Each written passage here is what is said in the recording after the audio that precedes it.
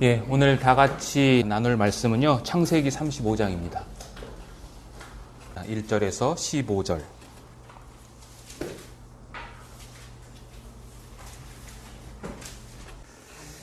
예, 오늘은 창세기 35장을 통해서 우상을 버리고 베델로 올라가자라는 제목으로 말씀을 나누도록 하겠습니다. 오늘 본문을 이해하시기 위해서는 이삭의 아들이었던 이 야곱에 대해서 조금 전반적으로 이해를 하셔야 오늘 말씀이 도움이 됩니다. 그래서 제가 짧게 이 야곱에 대해서 간단하게 말씀을 드리도록 하겠습니다. 야곱은 이삭의 아들이었습니다. 이삭의 나이 60세 때에 태어난 아들이었고 쌍둥이 형 에서가 있었습니다. 하나님께서 그 야곱과 에서가 리브가의 그 뱃속에 있을 때에 이미 하나님께서 큰 자가 작은 자를 섬기겠다라는 그러한 약속을 하셨죠. 그럼에도 불구하고 이 야곱은 에서의 장자권을 팥죽 한 그릇에 가로챕니다. 뿐만 아니라 그의 어머니도 역시 이 장자의 축복을 주기 위해서 남편이었던 이삭을 속이고 야곱에게 이제 장자권의 축복을 받게 합니다. 그때부터 시작해서 야곱은 방랑자의 신세를 겪습니다. 그래서 여러분들 신명기 26장 5절에 보시면 야곱을 어떻게 표현하시냐면 내 조상은 방랑하는 아람 사람으로서 라고 이렇게 표현을 합니다. 그러니까 방랑하는 자예요. 방랑하는 아람 사람이다 라고 표현을 하는 거죠. 그래서 야곱은 그 이삭이 거주했던 자기 아버지와 함께 살고 있었던 고향 땅이었던 부엘세바를 이제 떠납니다. 몰래 떠나는 거죠. 몰래 떠나서 첫 번째 도착한 곳이 어디냐면 창세기 28장에 등장하는 벳엘이라고 하는 장소입니다. 그 벳엘에서 이 야곱은 사닥다리 환상을 보게 되죠. 그리고 이 벳엘을 거쳐서 그 다음에 도착하는 장소가 어디냐면 리브가의 오라버니, 즉 야곱에 의하면 야곱의 외삼촌이었던 이 라반의 집에 도착을 합니다.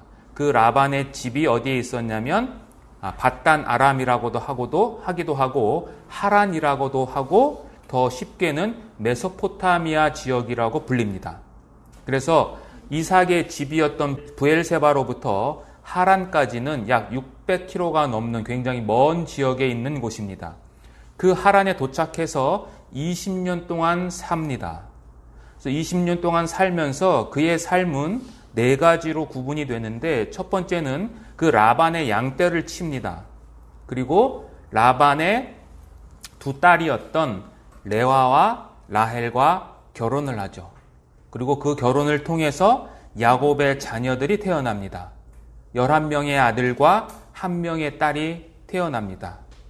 그리고 라반과 양떼를 친 품삯을 따져서 재정적인 결산을 하고 또 역시 몰래 가족과 함께 이제 라반의 집을 떠납니다. 그 라반의 집을 떠날 때에 창세기 31장 13절에는 하나님께서 이제 라반의 집을 떠나라라는 말씀을 통해서 떠나게 되는 겁니다. 창세기 31장 한번 보시겠습니다. 31장 3절 보시면 여호와께서 야곱에게 이르시되 내 조상의 땅 내 족속에게로 돌아가라. 내가 너와 함께 있으리라 하신지라. 이 말씀에 따라서 20년 만에 이제 다시 자기의 고향으로 돌아갑니다. 이때 야곱의 나이가 몇 살이냐면 97세입니다. 그러니까 야곱이 아버지의 집에서 떠날 때의 나이가 몇 살이냐면 77세예요. 그렇게 젊은 나이가 아닙니다. 그래서 20년을 지났기 때문에 97세 때 떠나는 거죠. 이렇게 떠나면서 어디로 가라고 했냐면 하나님 지금 31장 3절에 보시면 어디로 가라고 그랬죠? 내 조상의 땅으로 이렇게 가라고 했죠. 그죠? 13절 한번 보시겠습니다. 31장 13절. 나는 어디의 하나님이에요? 베델의 하나님이다 라고 하시면서 네가 거기서 기둥에 기름을 붓고 거기서 내게 서원하였으니 지금 일어나 이곳을 떠나서 내 출생지로 돌아가라 하셨느니라 라고 이야기를 하신 거죠. 그래서 야곱은 베델로 돌아가는 거죠. 베델로 돌아갔어야 되는데 야곱이 베델로 직행하지 않고 창세기 33장에 보시면 숫꽃이라는 곳에 머뭅니다. 33장 한번 보시겠습니다. 17절 한번 보실게요. 17절. 야곱은 숫꽃에 이르러 자기를 위하여 집을 짓고, 숫꽃에 이르죠? 그 다음에 어디로 가냐면 이제 18절입니다. 야곱이 밧단 아람에서부터, 즉 이 하란에서부터 평안히 가나안 땅 어디에 왔어요? 세겜 성읍에 진쳤습니다. 세겜 성읍에 진쳤고 거기서 장막을 쳤습니다. 그리고 19절에 보시면 그가 장막을 친 밭을 세겜의 아버지 하몰의 아들의 손에서 베크시타에 샀으며 라고 되어 있죠. 그리고 20절에 거기에 제단을 쌓았다라고 기록하고 있습니다. 그러니까 야곱은 베델로 가야 되는데 베델로 가지 않고 숫꽃을 거쳐서 지금 어디에 머물고 있는 거냐면 세겜 땅에 머물고 있습니다. 그리고 이 세겜 땅을 하나님이 주신 축복, 즉 재물의 축복으로 얻은 돈을 가지고 그 땅을 사는 거죠. 하나님이 주신 이 돈을 가지고 자신의 육신적인 만족을 채우기 위해서 세겜에 있는 땅을 사게 된다라는 것을 보여줍니다. 자, 이 창세기 33장에 있는 이 말씀에 보시면 16절 한번 보세요. 16절에 보시면 이렇게 땅을 사고 숫곳에 머물었을 때, 세겜에 머물었을 바로 전 단계가 뭐냐면 야곱이 고향 땅으로 돌아올 때에 누가 나오냐면 에서가 그 종 400명을 이끌고 마중 나온다라는 소식을 들었죠. 이 에서하고 야곱은 어떠한 사이냐면 쌍둥이지만 에서의 입장에서는 20년 전에 자신의 장자권을 가로챈 자이기 때문에 야곱의 입장에서는 어떻게 이해할 수 있냐면 형이 나에게 복수하러 온다라는 그러한 인식을 가질 수가 있어요. 그런데 이 33장을 잘 읽어보시면 에서와 야곱이 화해를 하고 헤어집니다. 그래서 16절에 보시면 이날에 에서는 세일로 돌아갔습니다. 다시 정리하자면 야곱은 20년 만에 지금 베델로 돌아가야 되는데 그 돌아가는 과정에서 라반의 추격이 있었고 두 번째 에서로부터의 위협이 있었는데 그 모든 것들이 하나님에 의해서 다 완전히 평화가 이루어졌어요. 그래서 야곱의 입장에서는 지금 세겜 땅에 머무르고자 하는 이때가 언제냐면 야곱 전체 생애에서 가장 평화가 있는 때예요. 누구도 자기를 두렵게 하거나 자기를 죽이려고 하는 그러한 위협으로부터 벗어난 상태죠. 그렇다면 야곱은 하루속히 베델로 올라가야 돼요. 그게 맞잖아요. 그러나 야곱은 그렇게 하지 않고 베델이 아닌 숫곳을 거쳐서 세겜 땅에 가는데 그 세겜 땅에서 약 10년 동안 머뭅니다. 이러한 상황 가운데에서 야곱은 베델로 올라갔어야 되는데 베델까지의 거리가 어느 정도 되냐면 약 30km 정도밖에 떨어지지 않아 있어요.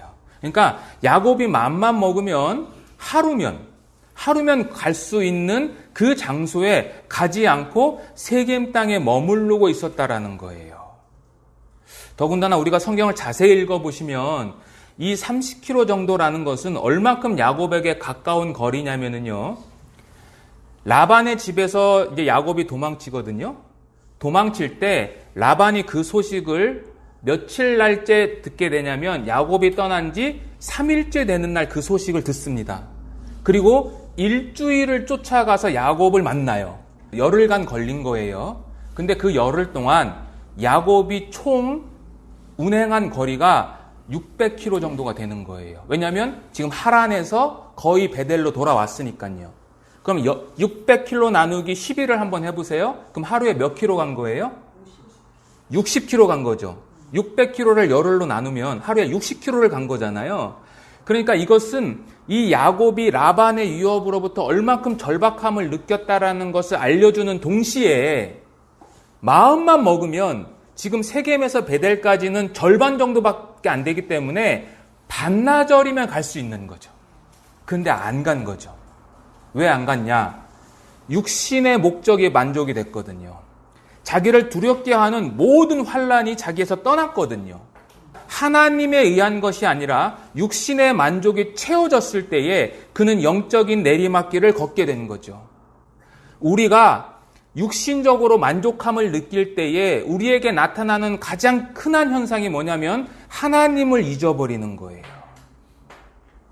그래서 신명기 8장을 한번 보시겠습니다.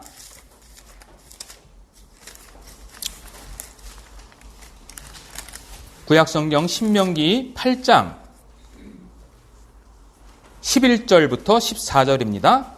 자, 11절부터 14절까지는 하나님을 잊지 말라라는 경고의 말씀인데 11절부터 제가 읽겠습니다. 내가 오늘 내게 명하는 여호와의 명령과 법도와 규례를 지키지 아니하고 내 하나님 여호와를 잊어버리지 않도록 삼갈지어다. 12절은 같이 읽어보겠습니다. 내가 먹어서 배부르고 아름다운 집을 짓고 거주하게 되며 또 내 소와 양이 번성하며 내 은금이 증식되며 내 소유가 다 풍부하게 될 때에 14절 내 마음이 교만하여 내 하나님 여호와를 잊어버릴까 염려하노라. 예, 정확히 이 말씀이에요. 이 말씀이 결국 누구에게 주는 거냐? 1차적으로는 야곱에게, 그리고 2차적으로는 우리에게 주는 거죠. 우리도 동일합니다. 우리가 육신적인 풍요에 처해 있을 때 그 풍요로부터 우리가 자유롭지 못하고 오히려 그 풍요에 얽매여서 하나님을 잊어버리게 되는 결과를 낳게 된다라는 거죠. 자, 이렇게 세겜 땅에 10년을 거했는데 그럼 세겜 땅에서 야곱이 자기가 원하는 대로 평화를 만끽하고 살았느냐? 그렇지 않습니다. 세겜에서 어떠한 일이 일어나냐면 세겜의 추장 하몰의 아들이 자신의 딸이었던 리나를 육체적으로 범하는 그러한 사건이 등장을 하죠. 그래서 결국 어떻게 됩니까? 시므온과 레위가 그 세겜 사람들을 할례를 해라. 그러면 너와 우리 사이에 통혼을 할 수 있다라는 거짓 약속을 통해서 할례를 받게 하고 3일째 되는 해에 이 시므온과 레위가 가서 그 모든 사람들을 다 죽였죠. 시므온과 레위뿐만이 아니라 그 나머지 형제들도 살아남은 아이들과 가축들과 여자들을 끌고 옵니다. 그러니까 완전한 살육을 한 거예요. 그래서 어떻게 되냐면 이 세겜에 있었던 야곱이 큰 위험에 빠져요. 근데 여러분들 이 34장을 자세히 읽어보시면 야곱이 굉장히 이상합니다. 야곱이 과거에 베델에서 하나님을 만났고 분이엘을 통해서 또 하나님을 만난 야곱이 하나도 변화되지 않았어요. 그걸 어떻게 하냐면 외동딸이거든요, 디나가.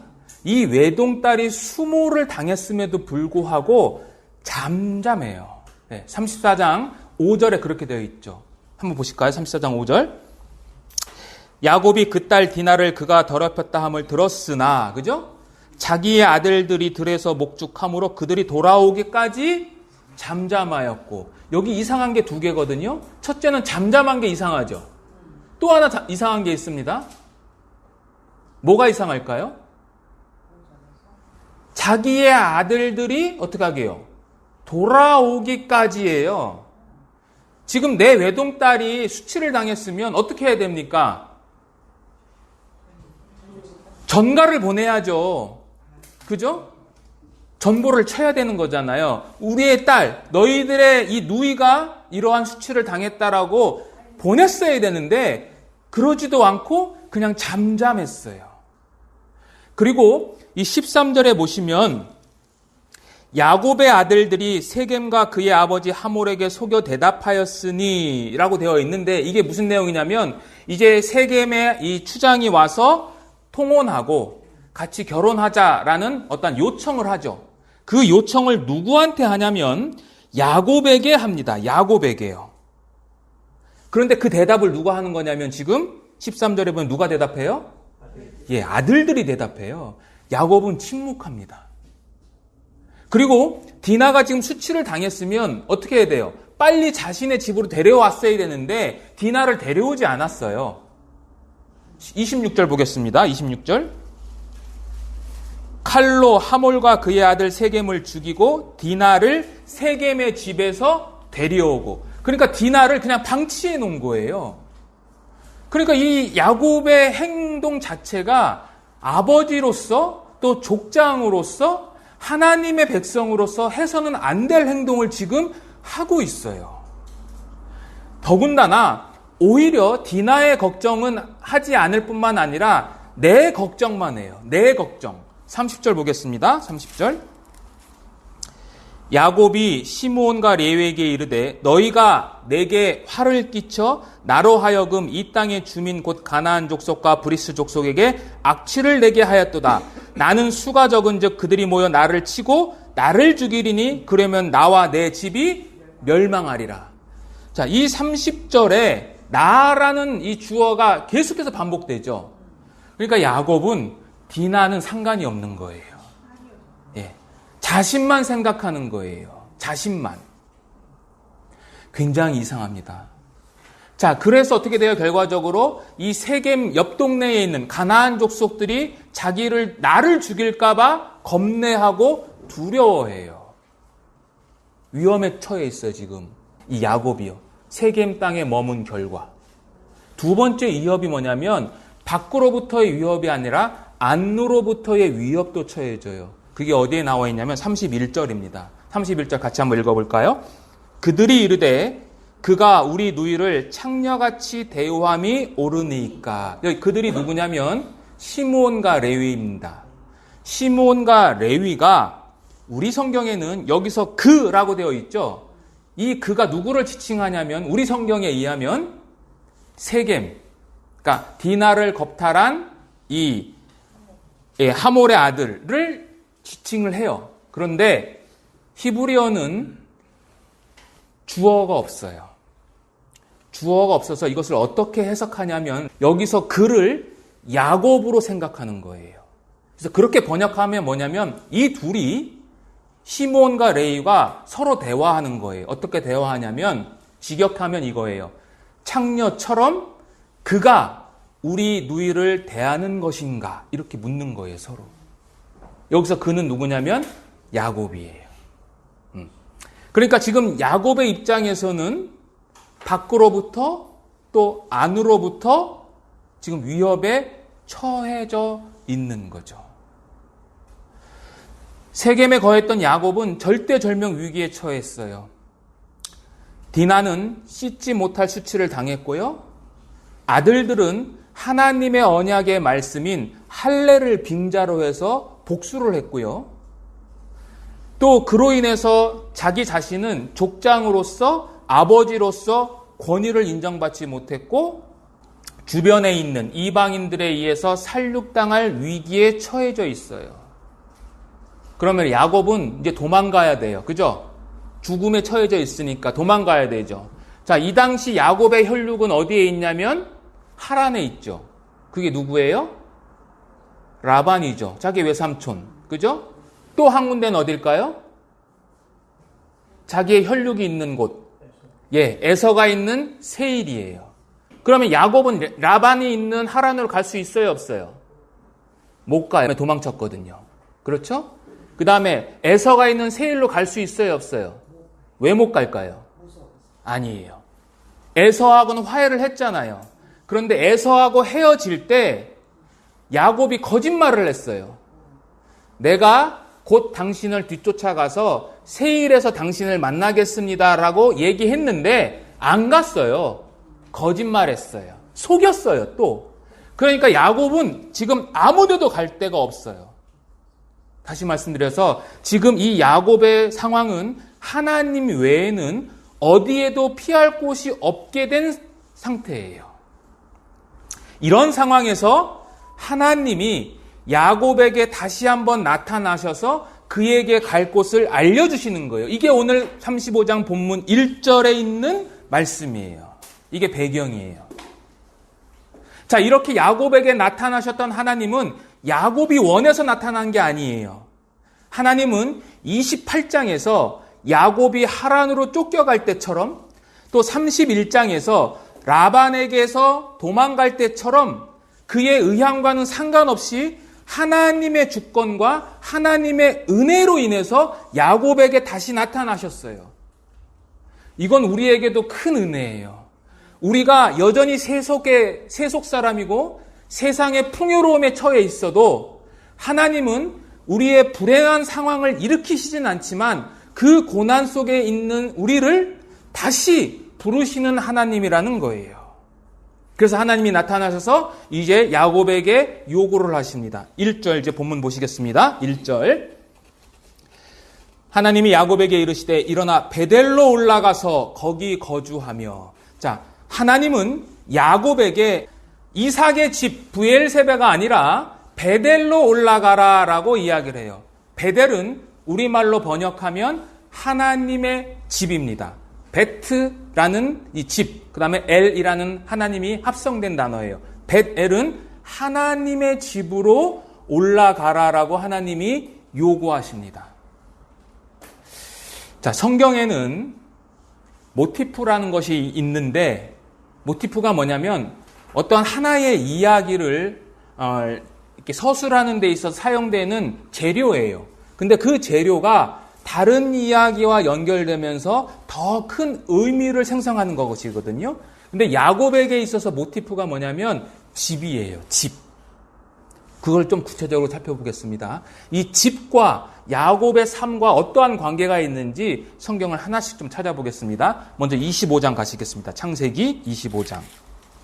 자, 이 집이라는 모티프는 지금 35장 1절에 하나님의 집으로 올라가라 라는 그 말씀을 염두에 두시고 보셔야 됩니다. 25장 27절 보겠습니다. 그 아이들이 장성함에 에서는 익숙한 사냥꾼이었으므로 들 사람이 되고 야곱은 조용한 사람이었으므로 장막에 거주했어요. 집 안에 지금 야곱이 머물고 있어요. 그죠? 에서는 어디에 있어요? 들에 밖에 있고 집 안에는 야곱만 있어요. 28장 2절 보겠습니다.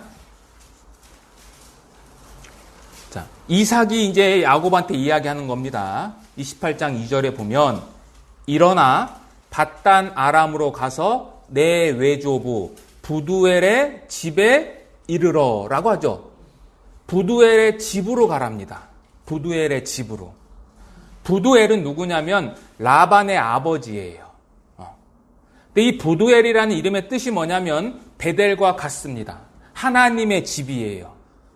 그러나 이 부두엘의 집은 진정한 하나님의 집은 아니에요. 왜 아니냐면 이 부두엘은 지금 어디에 살고 있냐면 약속의 땅인 가나안 땅이 아니라 메소포타미아 지역에 살고 있잖아요. 그러니까 야곱이 가야 할 진짜 집이 아닌데 지금 야곱이 장자권을 취함으로 말미암아 도망치듯 부두엘의 집으로 가고 있는 거예요. 자, 28장 17절도 보겠습니다. 이에 두려워하여 이르되 두렵도다 이곳이요 이것은 다름 아닌 하나님의 집이다. 하란으로 가는 여정 가운데에 이제 하나님을 만나는 이 환상을 이야기하면서 이곳이 바로 하나님의 집이다. 그게 19절에 기록되어 있는 베델이라고 이야기를 하는 거예요. 베델. 바로 이 베델로 올라가라라고 오늘 본문에서 이야기를 하는 겁니다. 자, 28장 또 21절 보겠습니다. 22절에 보면 거기도 또 야곱이 이렇게 이야기합니다. 내가 평안히 아버지의 집으로 돌아가게 하시오며 여호와께서 나의 하나님이 되실 것이요 내가 기둥으로 세운 이 돌이 하나님의 집이 된다 라고 하죠. 여기서 또 뭐가 나와요? 집이 나오죠. 집이. 자, 이렇게 해서 이제 드디어 라반 부두엘의 집에 도착합니다. 29장 13절 보시겠습니다. 29장 13절 보시면 라반이 그의 생질 야곱의 소식을 듣고 달려가서 그를 영접하여 안고 입맞추며 자기 집으로 인도하여 드리더니 라고 되어 있죠. 참, 야곱이 지금 집으로 들어가는데 이게 하나님이 원하는 집이 아니죠. 잘못된 집으로 지금 들어가요. 자, 30장 30절 또 보시겠습니다. 내가 오기 전에는 외삼촌의 소유가 적더니 번성하여 때를 이루었으니 내 발이 이르는 곳마다 여호와께서 외삼촌에게 복을 주셨나이다. 그러나 나는 언제나 내 집을 세우리이까. 야곱은요, 스스로의 힘으로 성공해서 자기 집을 세우려는 사람이에요. 그는 속임수로 형 에서의 장자권을 가로챘고요. 29장에 보시면 이제 7절에서 10절에 보시면 이 라헬이 올 때에 그 우물가에 양떼들을 먹이려고 목자들이 있었어요. 그래서 이 야곱이 라헬이 온다는 소식을 듣고 이 목자들을 쫓아내기 위해서 빨리 물을 먹이고 가라고 했는데 그들이 안 갑니다. 안 가는 이유가 뭐냐면 아직 물을 먹일 때가 아니기 때문에 기다리는 거예요. 그런데 야곱은 라헬이 도착하자마자 그때가 아님에도 불구하고 우물을 덮은 돌을 옮겨서 그 양떼에게 물을 먹이는 돌을 옮기는 사람이에요. 그러니까 자기 집을 세우기 위해서는 계속 노력을 하는 거예요. 그런데 사실 야곱은 하나님께서 이미 복을 주신 사람이에요. 그렇죠? 따라서 하나님의 인도하심만 따르면 자연적으로 복을 받는 인생이 됨에도 불구하고 자기 힘으로 열심을 내요. 성공하려고.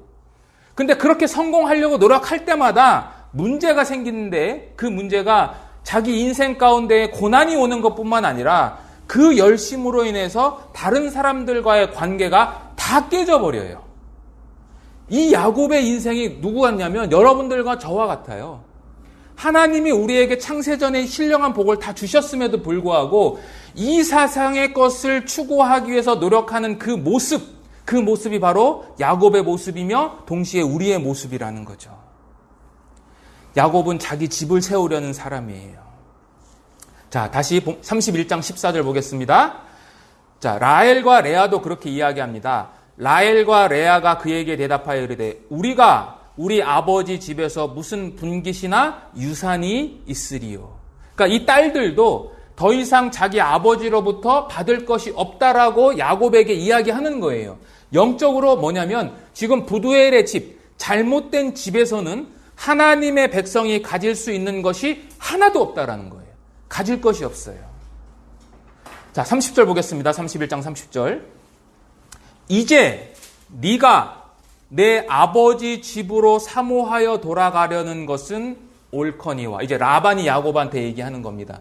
네가 아버지 집으로 돌아가는 것은, 그렇게 사모하는 것은 옳은 거야 라고 이야기를 합니다. 자, 그러나 야곱이 진정으로 사모해야 하는 집은 이삭이 살고 있는 부엘셀바, 그 집이 아니라 어디예요? 영적인 아버지인 베델로 가야 하는 거예요. 하나님의 집으로 가야 되는 거예요.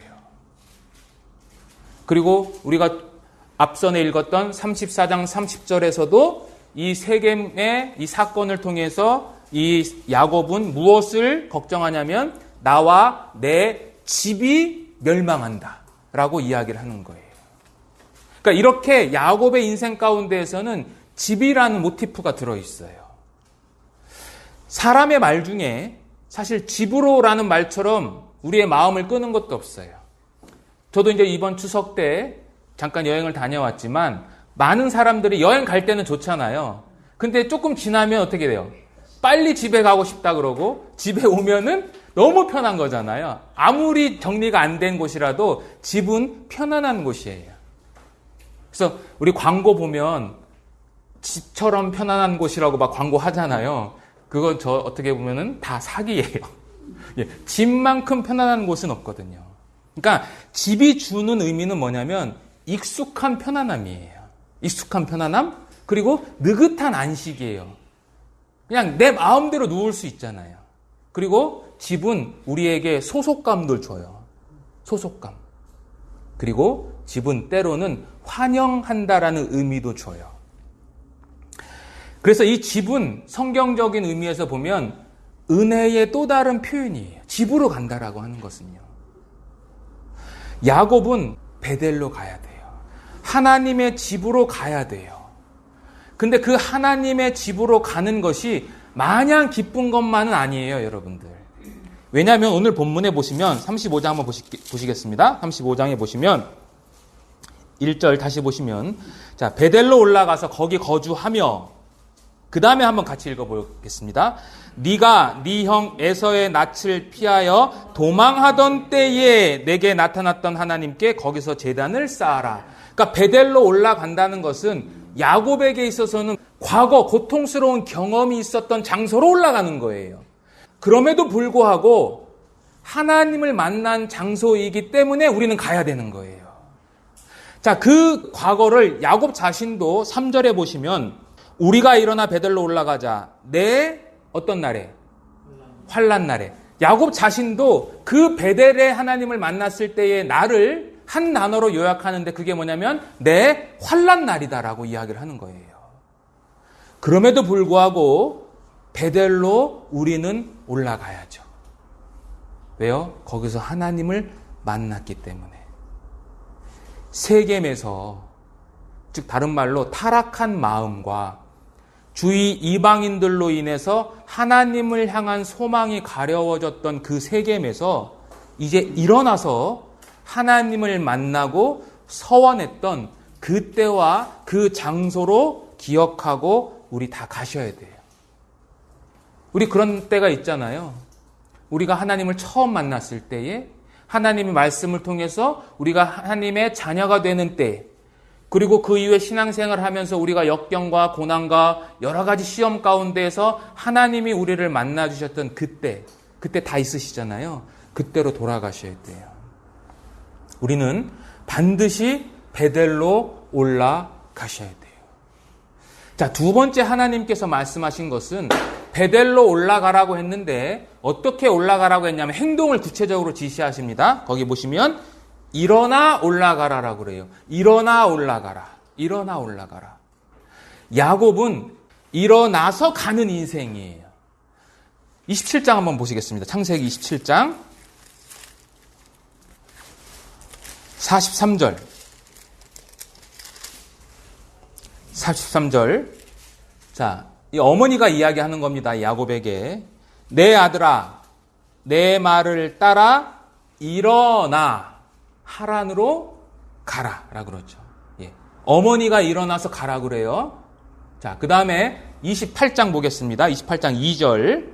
이젠 아버지가 이야기합니다. 아버지가 뭐라요? 일어나 밧단 아람으로 가라. 일어나 가라라고 하죠. 그리고 31장 13절.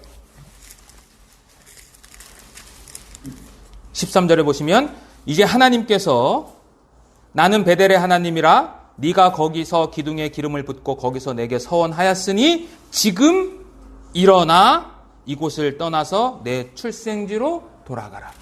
그러니까 야곱의 인생은 일어나 가는 인생인데 그 일어나 가는 인생 가운데에서 가장 마지막에 하셨던 이 베델의 하나님께서 다시 나타나셔서 베델로 일어나 올라가라라고 이야기를 하시는 거죠. 과거에는 하나님이 야곱에게 직접 만나시기도 했고요.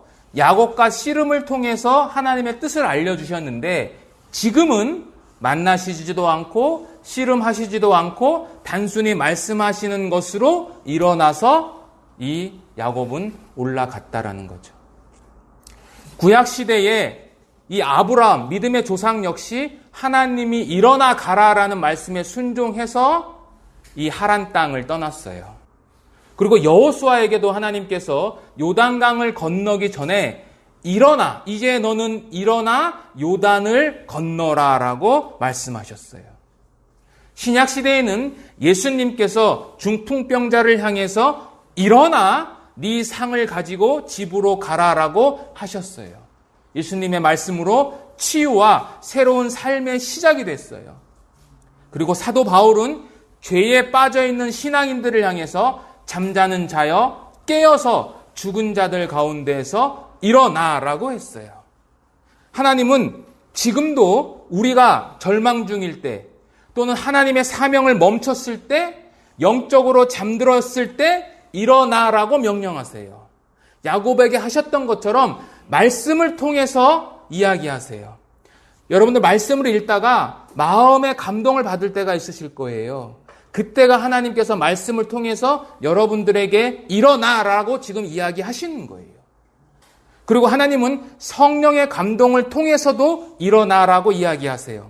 우리가 기도할 때 또는 예배 중에 마음에 불편한 울림이 있거나 이렇게 살아서는 안 되겠다라는 내적 확신이 들 때 그때가 바로 일어나라고 하나님이 이야기하시는 거예요.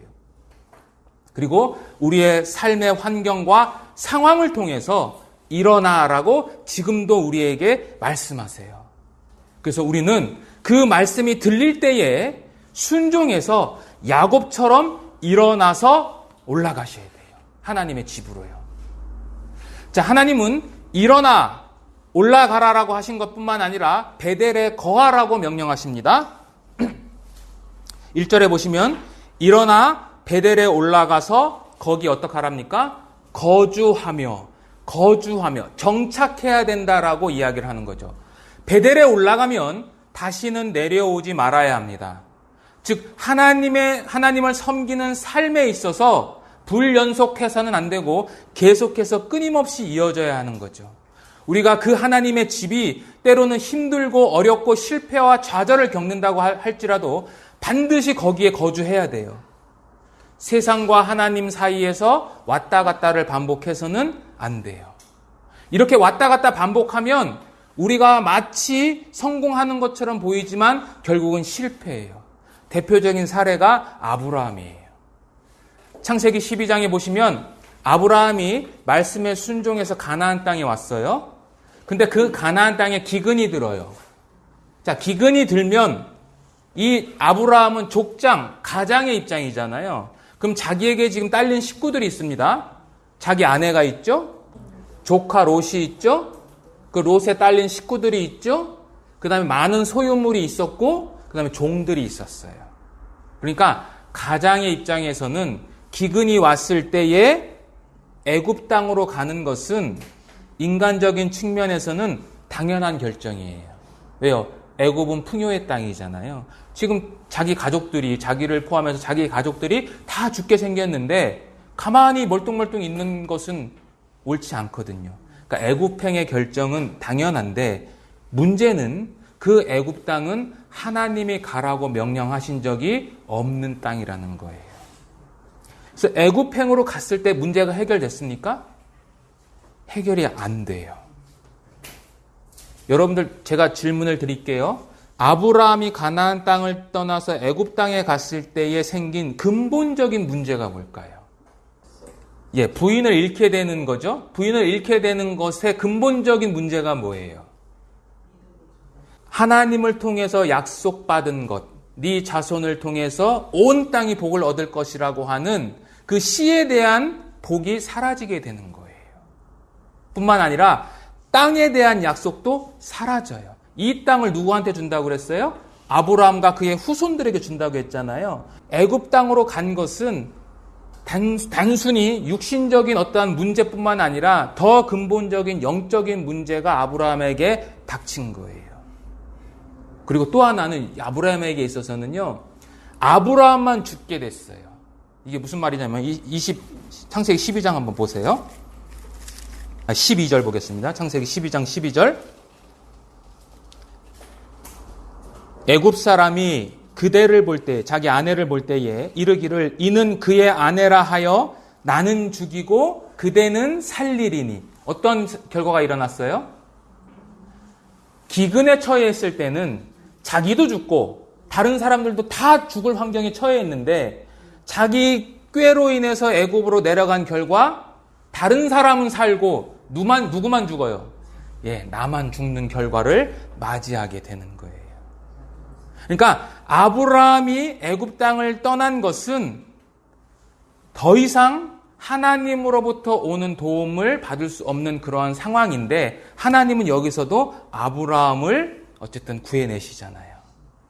그러니까 다시 요약하면 우리는 베델에 올라가면 다시 내려오지 마셔야 돼요. 거기서 거주하셔야 돼요. 하나님의 말씀에 따라서 내 지혜가 아니라 그분의 인도하심을 따라서 베델에 거해야 돼요. 그 베델에 거한다는 것은 하나님의 임재 가운데 그리고 하나님의 말씀 가운데 거하는 거예요. 골로새서 3장 16절에 보면 그리스도의 말씀이 너희 속에 풍성히 거하여라는 표현이 있는데 거기 거하여라는 이 표현이 바로 정착한다라는 의미예요. 그러니까 모든 그리스도인들은 하나님의 말씀 안에 집을 짓고 거기 거주해야 한다라는 거예요. 자, 야곱은 베델에 거해야 돼요. 근데 야곱이 베델에 거했을까요? 못 거했을까요? 다시 본문 돌아가시겠습니다. 자, 16절 보겠습니다. 16절. 창세기 35장 16절. 그들이 베델에서 길을 떠나 베델을 떠났어요. 야곱이 베델에 거주해야 되는데 계속 거주하지 못하고 하나님의 집을 떠났어요. 하나님의 집을 떠난 결과가 그 하반절에 나옵니다. 두 가지의 결과가 있는데 첫 번째는 그가 가장 사랑했던 아내 라헬이 죽습니다. 그리고 두 번째는 라헬의 시녀이자 자신의 첩이었던 빌하와 자신의 장자인 루벤이 동침하는 비극을 겪게 돼요. 하나님의 백성이 하나님의 집을 떠날 때 결국 비극을 얻게 된다라는 영적인 의미를 주는 거예요. 자, 그래서 우리는 아버지의 집으로 가야 돼요. 우리 모두가 가야 돼요. 이 땅에 사는 동안에도 아버지의 집을 찾아야 되지만 결국 우리는 아버지 집으로 가야 해요. 아버지의 집을 떠난 자의 간증이, 여러분들 이 야곱의 간증이 뭔지 아십니까 혹시? 애굽 바로 왕 앞에서 자기의 인생을 뭐라고 그러죠? 한마디로 요약하죠? 예, 내가 130세를 살았는데 지금까지의 인생이 험악한 세월을 보냈다. 이게 아버지의 집을 떠난 결과예요. 그래서 우리는 아버지 집으로 가야 돼요. 그 집으로 가야 돼요. 아버지의 품으로, 아버지의 말씀이 있는 그 자리로, 그리고 하나님의 백성이 함께하는 그 교회의 자리로 우리는 갈 때 진정한 평강이 있어요. 이게 우리가 해야 할 아버지의 집으로 가야 되는 거예요. 자, 이렇게 하나님의 말씀에 이제 야곱의 반응을 보겠습니다. 야곱이 어떻게 반응했는지 2절 보겠습니다. 35장 2절. 야곱이 이에 자기 집안 사람과 자기와 함께한 모든 자에게 이르되 너희 중에 있는 이방 신상들을 버리고 자신을 정결하게 하고 너희들의 의복을 바꾸어 입으라. 자, 우상을 버리고 정결하게 하고 옷을 갈아입으라라고 합니다.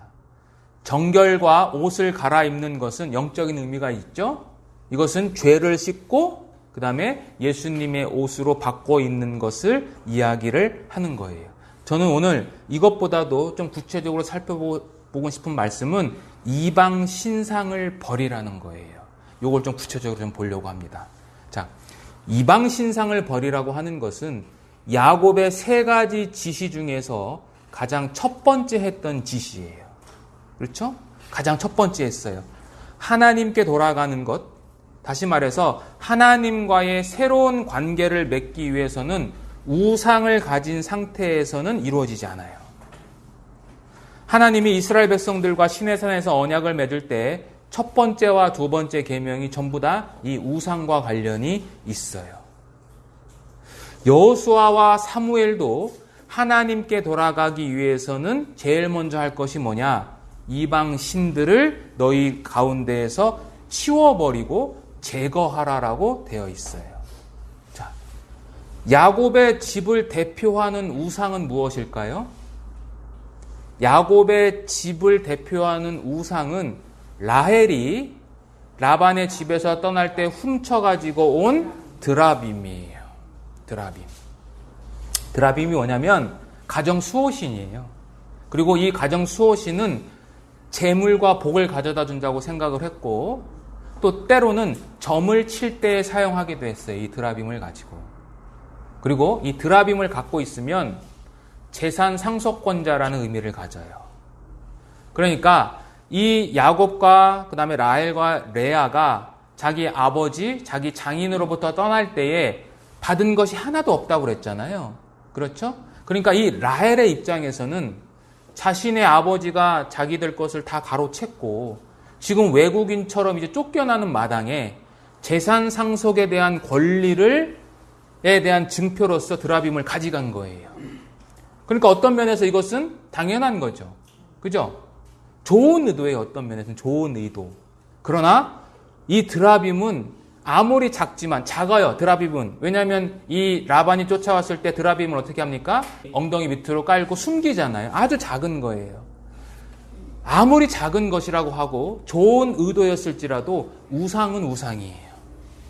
그 우상이 이 야곱의 집을 대표하는 우상이에요. 드라빔이에요.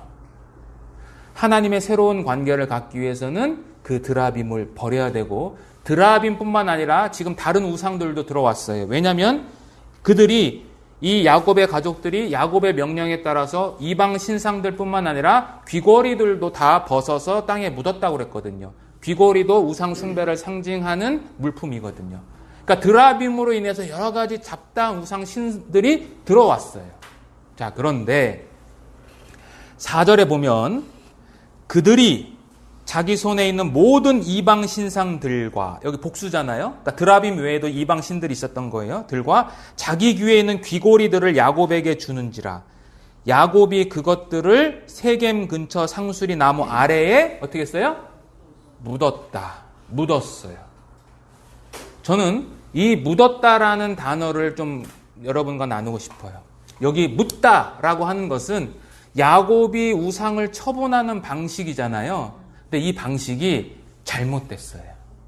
왜 잘못됐냐면 이 묻다라고 번역된 히브리어는 타만이라고 하는 이 단어인데, 이 타만이라는 단어는 완전히 없애기 위해서 묻는 게 아니고 숨긴다라는 의미를 갖고 있어요. 숨긴다. 그래서 이와 동일한 단어가 어디에 사용되냐면 여호수아서에서 이제 그 여호수아의 두 정탐꾼이 이제 여리고로 들어가잖아요.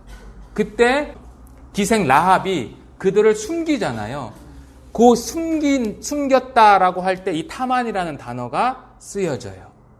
그리고 여호수아 7장 21절에도 아간이 훔친 물건을 땅에 감추었는데 라고 할 때 쓰인 단어가 이 타만, 묻는다라고 하는 이 단어예요.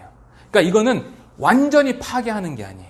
야곱은 집안의 우상들을 숨기긴 했는데 모세처럼 그 모세가 금송아지를 어떻게 했습니까?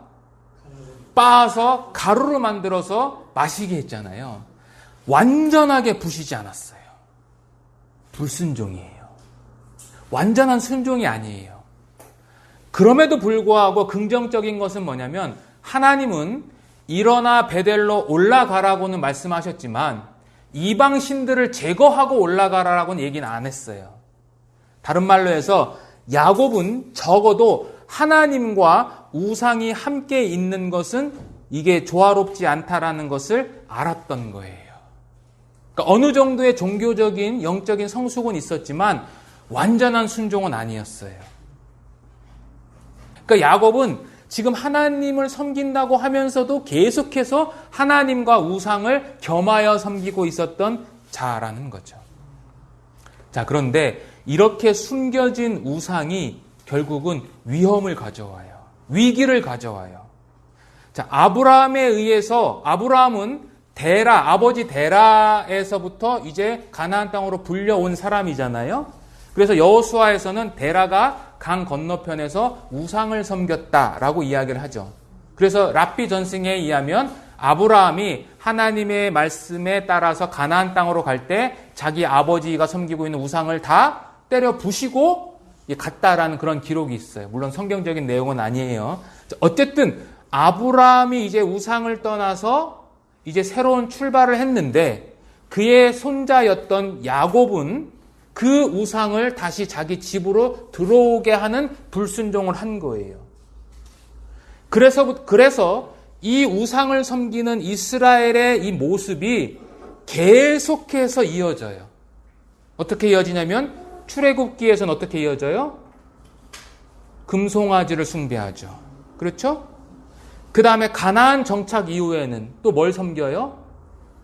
가나안 신들이었던 바알과 아세라를 섬기죠.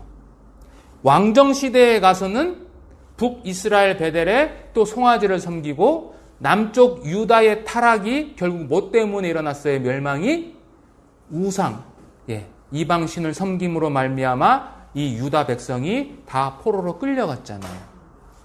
계속해서 이어져요. 작은 드라빔이 결국은 그 모든 이스라엘의 파멸 가운데에 가장 큰 원인이 돼요. 그리고 그 우상은 언제까지 이어지냐면 오늘날 우리 시대까지 이어져요. 종말의 시대까지요. 요한계시록 한번 보시겠습니다. 요한계시록 9장 20절입니다. 이 재앙에 죽지 않고 남은 사람들은 손으로 행한 일을 회개하지 아니하고 오히려 여러 귀신과 또는 보거나 듣거나 다니거나 하지 못하는 금, 은, 동과 목석의 우상에게 절하고. 이 재앙이라는 것은 6번째 나팔 재앙이에요. 이 엄청난 재앙을 겪었음에도 불구하고 살아남은 자들이 하나님께 회개하지 않고 다시 우상을 섬겨요. 이 마지막 때에 있을 일이거든요. 그러니까 이 우상 숭배라는 것이 끊임없이 이어지는 거죠. 세상 끝날 때까지. 그런데 이 우상 숭배가 구원받았다라고 하는 우리 마음 가운데에서도 여전히 남아서 활개친다는 거죠. 하나님을 섬기지 않고 하나님보다 다른 것들을 사랑하는 것, 그것이 전부 다 우상 숭배잖아요. 그러니까 이 자그마한 야곱의 허용이 큰 위험을 불러일으킨 것처럼 우리들도 이 조그마한 허용이 결국 우리의 모든 신앙을 무너뜨릴 수 있는 그러한 계기가 될 수 있다는 것을 성경은 이야기하고 있는 거죠. 자, 그래서 오늘 저는 이 야곱 집안, 야곱 가문을 통해서 우리에게 주신 두 가지 교훈을 말씀드리고 싶은 거예요. 첫 번째는 우리는 세겜에서 떠나 아버지의 집으로 가야 된다. 그리고 그 아버지의 집에 갈 때는 온전한 순종을 해야 된다. 우리에게 남아있는 작은 우상이라도 완전히 부셔버리고 정말 새롭게 된 마음으로 가야 된다라는 거예요. 그렇게 할 때 결국 이 야곱 집안이 하나님으로부터 오는 큰 축복을 받아요. 그것이 이제 그 이후에 기록된 말씀인데 그건 다음 시간에 한번 더 구체적으로 살펴보고요. 자, 야곱 집안 전체가 지금 부흥을 겪은 거예요. 영적인 각성을 했어요. 그죠? 이 영적인 각성은 하나님의 말씀으로부터 시작됐어요. 자, 하나님은 35장 1절에서 누구에게 말씀하셨냐면 너는 이라고 했어요. 너는, 그죠? 그 너가 누굽니까? 야곱입니까? 야곱 온 식구들입니까? 야곱이에요. 야곱 한 사람이죠. 그 명령에 따라서 야곱이 움직였어요. 그러니까 타락은 야곱 집안 전체였는데 그들을 깨우는 하나님의 부르심은 야곱 한 사람으로부터 시작됐어요. 이게 우리에게도 큰 교훈이에요. 우리가 완전히 실패하고 타락했을지라도 이 가운데에 한 사람이 그 하나님의 말씀을 듣고 순종해서 하나님의 말씀에 따라서 살아가면 그 영향력이 모든 형제 자매님들에게 끼치게 되어 있어요. 하나님이 함께 하시는 그 한 사람이 결국은 다수예요. 그래서 여러분들과 제가 그 한 사람이 되기를 원합니다. 내가 하나님의 집으로 올라가고요. 내가 하나님 앞에 새롭게 되는 그러한 각성을 통해서 그 좋은 선한 영향력이 우리 교회에게 흘러서 차고 넘치는 귀한 은혜가 있기를 정말 원합니다. 오늘 이 말씀을 생각하면서 찬양 한번 같이 부르면서 마치도록 하겠습니다.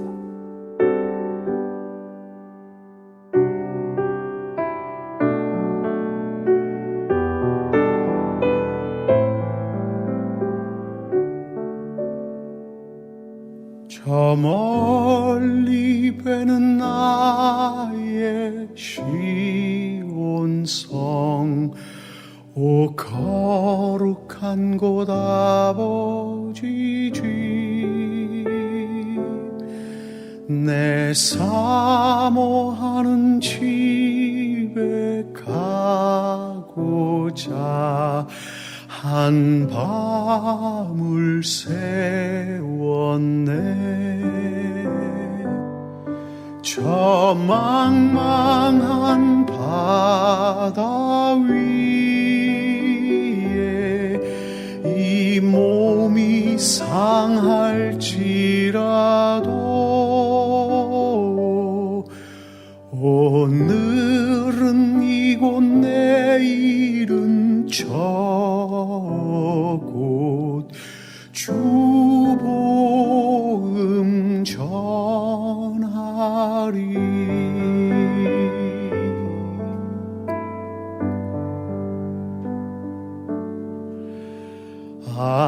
아득한 나의 갈 길 다가고 저 동산에서 편히 쉴 때 내 고생하는 모든 일들을 주께서 아시리. 빈들이나 사막에서 이 몸이 곤할지라도 온 내 주 예수 날 사랑하사 날 지켜주시리.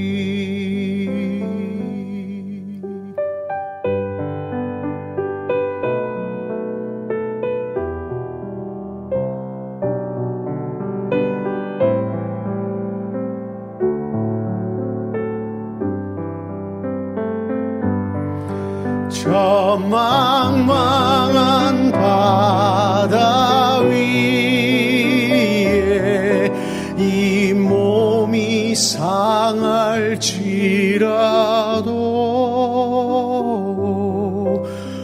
오늘은 이곳 내일은 저곳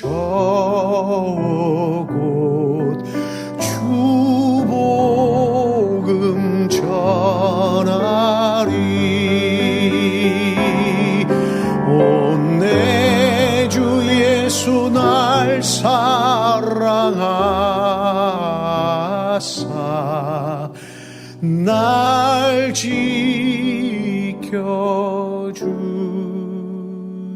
지켜주시리.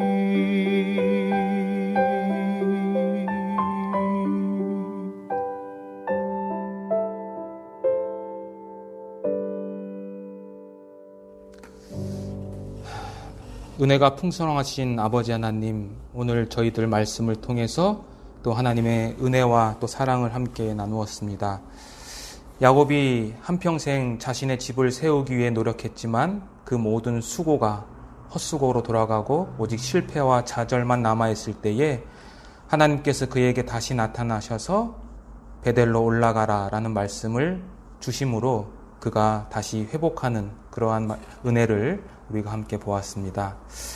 여기 계신 우리 모든 형제 자매님들이 정말 하나님의 품 안에 그 아버지의 집으로 향하는 마음을 갖고 이 세상을 살게 하여 주시고 또 우리 마음속에 있는 하나님을 섬기지 못한 작은 우상이라도 우리가 버리고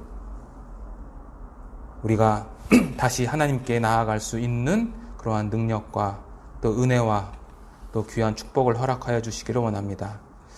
우리가 참으로 훗날 그 하나님이 계신 새하늘과 새 땅에서 그 아버지가 계신 그곳에서 우리 모두가 함께 하나님께 영광 올리며 찬양 드릴 수 있는 그 날을 기대하며 우리 구주 예수님의 이름으로 기도드렸습니다. 아멘.